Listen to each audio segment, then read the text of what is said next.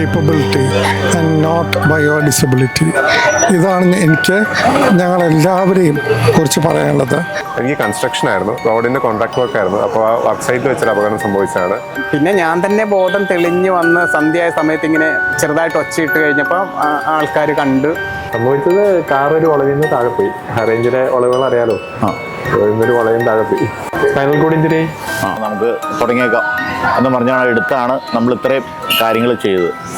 അതായത് ഓൾറെഡി നമ്മൾ പാറി പറന്ന് നടന്നിട്ട് പെട്ടെന്നൊരു ഇൻസിഡൻറ്റ് പറ്റി നമ്മൾ ഇരിപ്പായി പോകുമ്പോൾ ആ ഒരു ഡിപ്രഷൻ അത് സ്വാഭാവികമാണ്, മാനുഷികമാണ്.